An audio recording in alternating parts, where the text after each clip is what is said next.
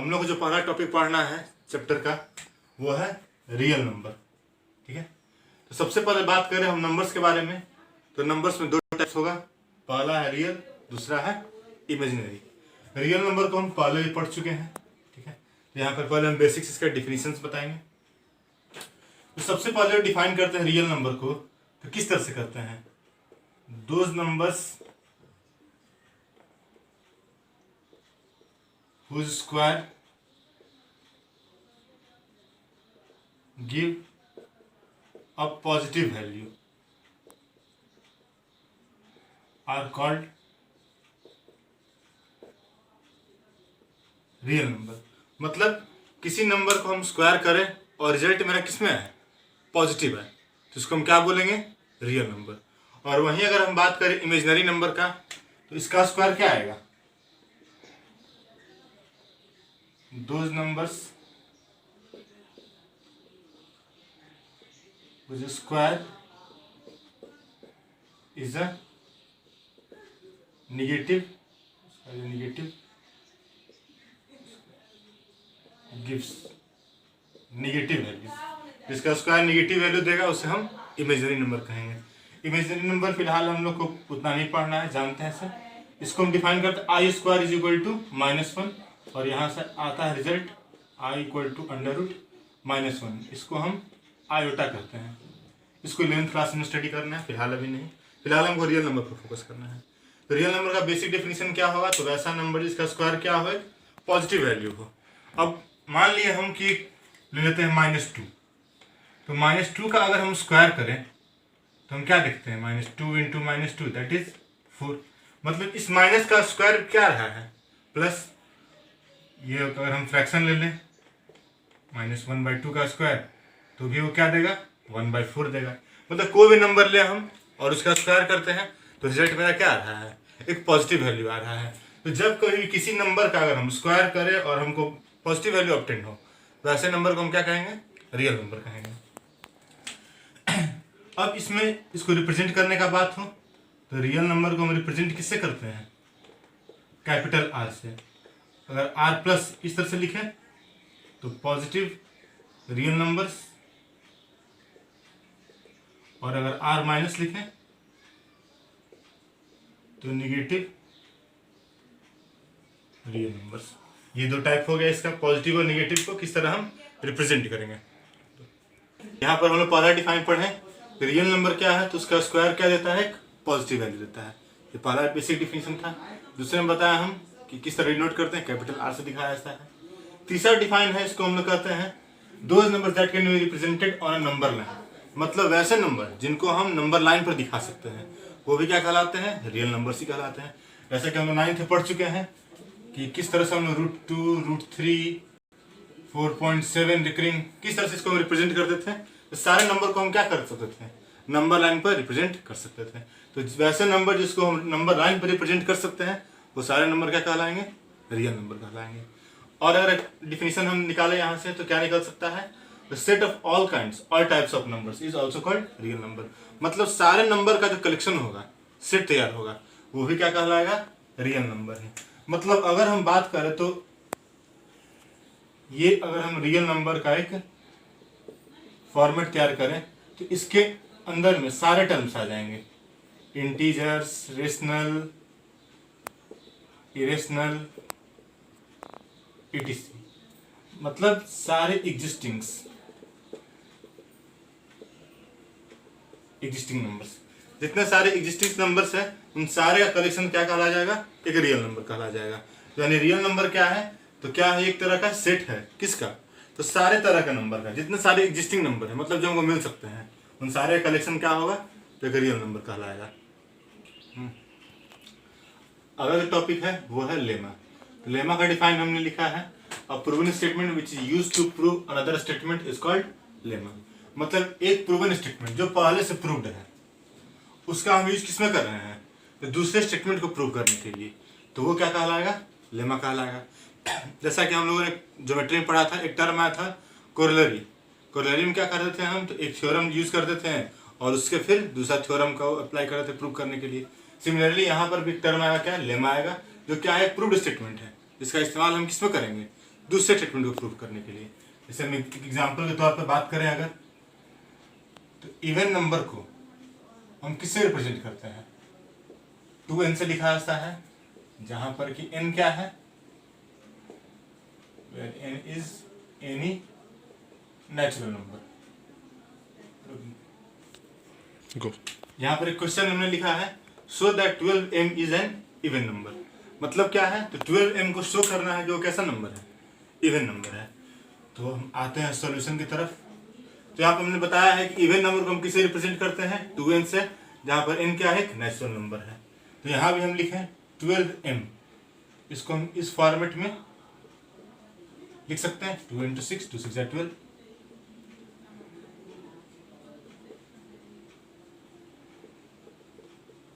यहाँ पर 6m को हम किससे रिप्लेस कर दिए हैं?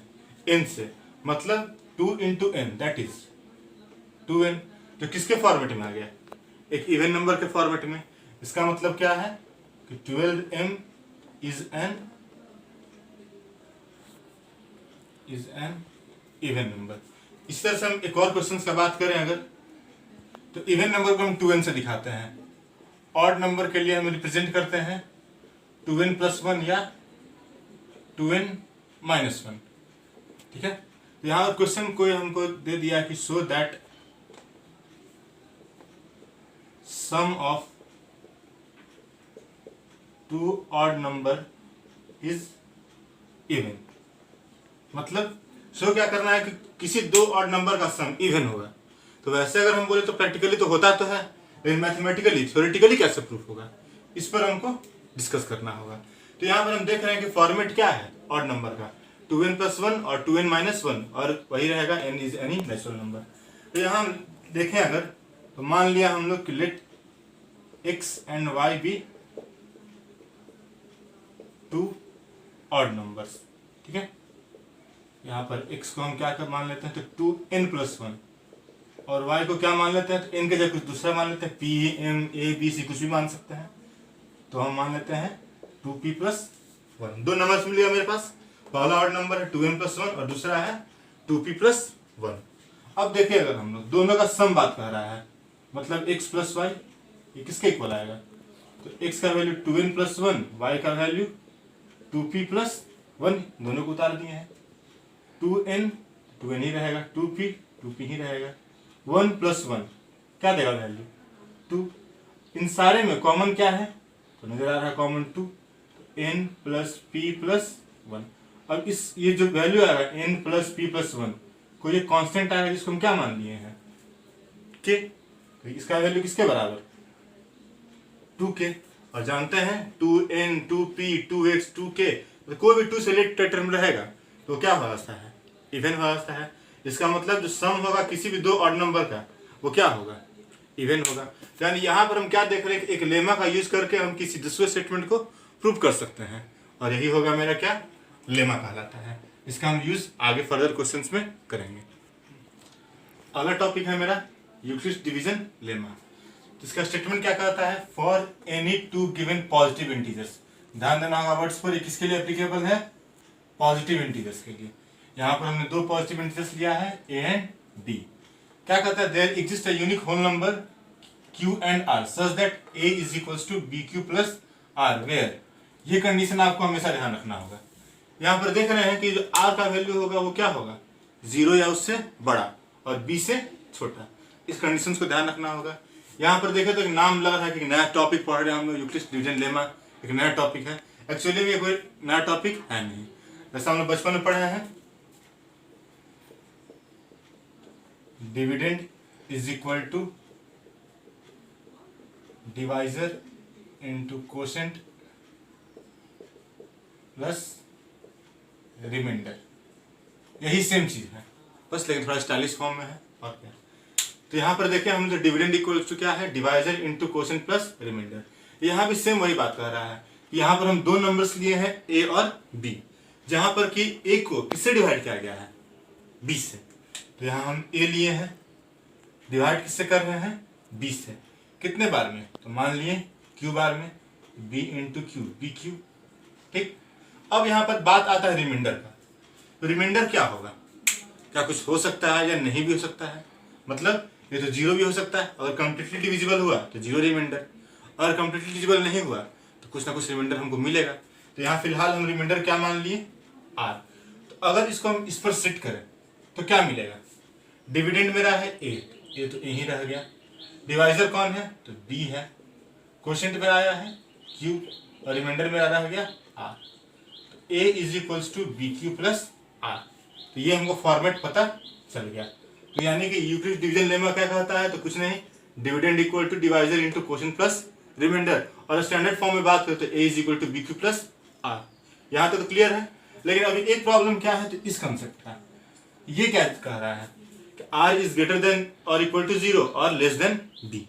तो यहाँ पर देखें हम लोग, तो यहाँ हम 2 या 3 नंबर लेते हैं। जैसे मान लिए हम 3 को डिवाइड करते हैं 157 से, 3 5 या 15, यहाँ 7 2 बार में 6। तो यहाँ हम देख रहे हैं क्या, तो रिमाइंडर कितना बच जा रहा है 1, और इस 1 का वैल्यू क्या है, तो इस 3 से क्या है हमेशा छोटा आएगा।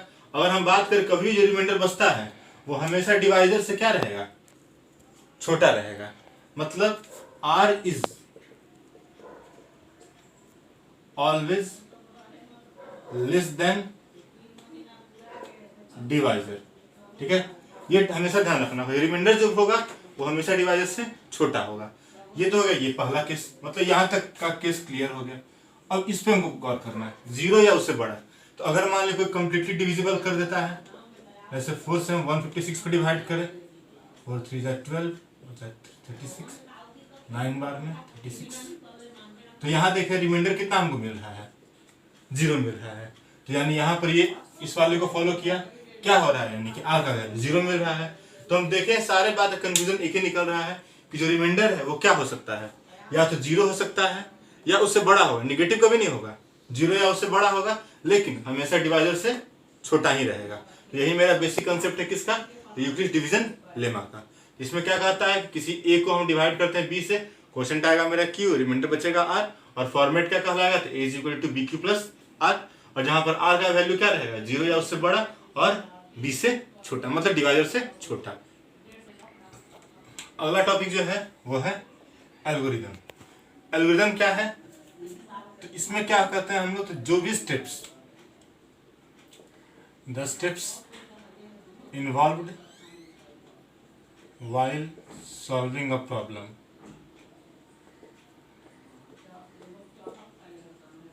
are called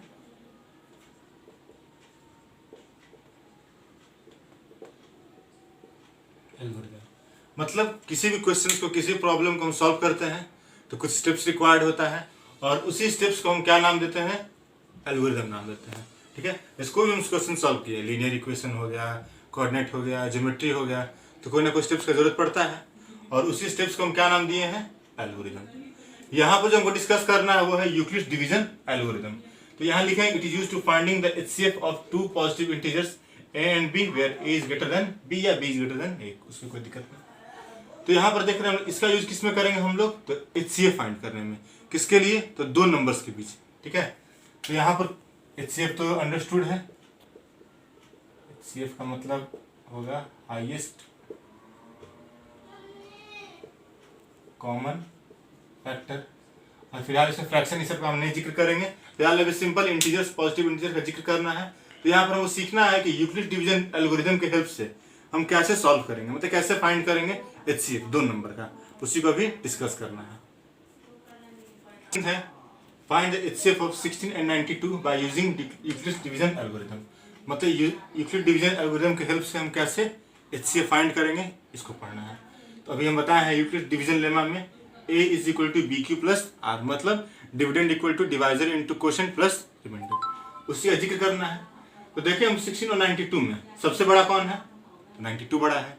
अब हम 92 को 16 से डिवाइड करेंगे, तो 16 से 92 को डिवाइड किए, 16 5 जाए 80, और रिमाइंडर बचा मेरा 12। अब इतना दूर को हम, ये पोर्शन को हम स्टेप 1 में इन्वॉल्व करते हैं। तो देखिए यहाँ डिविडेंड 92 है, डिविडेंड इक्वल टू डिवाइजर 16 है, क्वोशिएंट 5 है, और रिमाइंडर मेरा 12 है। तो 92 इक्वल्स टू 16 इंटू 5 प्लस 12, ये मेरा स्टेप 1 हो गया। अब नेक्स्ट स्टेप में आते हैं हम लोग, 12 है और 16 है, तो 12 इसे हम डिवाइड किए 1 बार में, रिमाइंडर बचा 4। तो यहाँ पर देख रहे हैं हम लोग यहाँ का जो डिवाइजर था वो यहाँ पर क्या बन गया है, डिविडेंड बन गया है, और जो रिमाइंडर है वो इस बार किसका काम करेगा, डिवाइजर का काम करेगा। तो 16 इज इक्वल्स टू क्या हो जाएगा, 12 इंटू 1 प्लस 4। ये मेरा स्टेप 2 हो गया। नेक्स्ट स्टेप में क्या होगा, तो ये 4 यहाँ पर आ गया, डिवाइजर का काम करेगा, और ये 12 क्या बन जाएगा, डिविडेंड बन जाएगा। तो 4 को हम 3 बार में लाना है, 4 3 जा 12, और यहाँ बच गया रिमाइंडर कितना, 0। तो हमको ये प्रोसेस कब तक करना होगा, जब तक कि मेरा जो फाइनल रिमाइंडर है वो 0 ना आ जाए। ये बात ध्यान रखना है, जब तक रिमाइंडर 0 नहीं आया तब तक हमको इस प्रोसेस को फॉलो करते रहना होगा, और तभी जाकर हमको फाइनल आंसर मिलेगा। तो यहाँ पर देख रहे हैं कि यहाँ पर जाकर रिमाइंडर मेरा क्या हो गया है, 0 हो गया है। तो जो फाइनल डिवाइजर बचा, तो देख रहे हैं इस प्रोसेस में फाइनल डिवाइजर कौन बच रहा है, 4 बच रहा है। तो वही मेरा रिक्वायर्ड आंसर होगा। मतलब जो लिखे हैं हम statement, the last divisor that provides remainder 0 is the required HCF. तो यहाँ पे देख रहे हैं एचसीएफ कितना आ गया, 4 आ गया।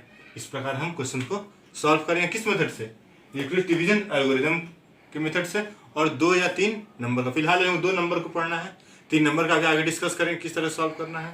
तो ये रहेगा प्रोसेस। नेक्स्ट क्वेश्चन में हम 3 डिजिट नंबर का सॉल्व करके बताएंगे। नेक्स्ट क्वेश्चन हमने दिया है, find the HCF of 504 and 1188 by using Euclid's division algorithm. मतलब ये 2 नंबर का हमको निकालना क्या है, एचसीएफ, किसके मेथड से, तो यूक्लिड्स डिवीजन एल्गोरिथम के मेथड से।